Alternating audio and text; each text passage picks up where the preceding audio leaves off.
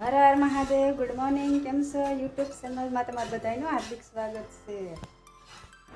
આજ તો અમારા ઘર આવી ગયા લાડધનના મહેમાન. પછી તો મેં વરિયાળીનું લીંબુનું શરબત બનાવ્યું, બરફ નાખીને ઠંડુ ઠંડુ મસ્ત મજાનું. ગરમી તો બહુ હતી, તડકોય બહુ હતો. પછી મહેમાનને પેટમાં ટાઢું થાય ને એવું શરબત બનાવી નાખ્યું ઠંડુ ઠંડુ.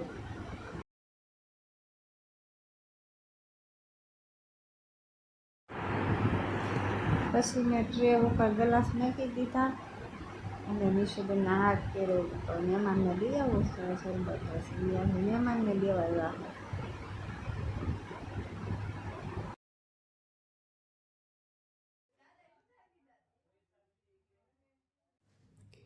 આ બધા મહેમાન થોડા સા તો અમારા ઘરના છે. મહેમાન તો આમ ખૂણામાં બેઠા છે એટલે એ તો કંઈ દેખાશે નહીં, પણ અમે મહેમાનને જમવાનું હતું. પછી તો મેં રોટલીનો લોટે બાંધી દીધો અને ચોખાને જવો આંધણે મેકી દીધું. અહીંયા હું આટો મારવા આવી તો મારા કાકી તો દાળ વઘારતા હતા. તો પછી તમે એને દાળ જોઈ કે કેમ વઘારી એમ. પછી તો અમે વહી ગયા અહીંથી. અહીંયા તો હું રોટલી વણવા બેસી ગઈ ને પછી ગુડીબેન ચેડવતા ગયા. અહીંયા તો પિયુષભાઈ મારે મસ્તી કરતા હતા ને ફોટા પડતા હતા, વ્લોગ ઉતારતા હતા. જવું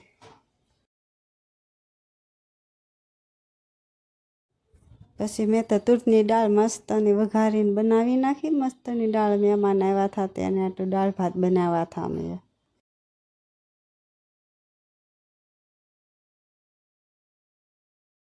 પછી તો મેં જમવાનું થઈ ગયું 4. તો પછી થાળીમાં પીરસી દીધા મહેમાન હાટું જમવાનું.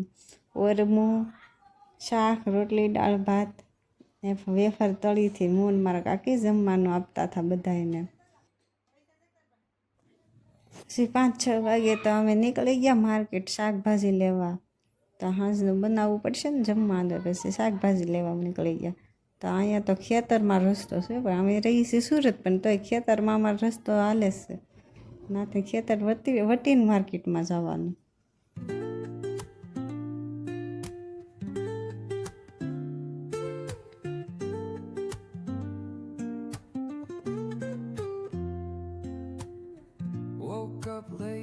અમે પગી ગયા છીએ માર્કેટમાં. પછી જો અમે બધા શાકભાજી લેવા માંડ્યા છીએ.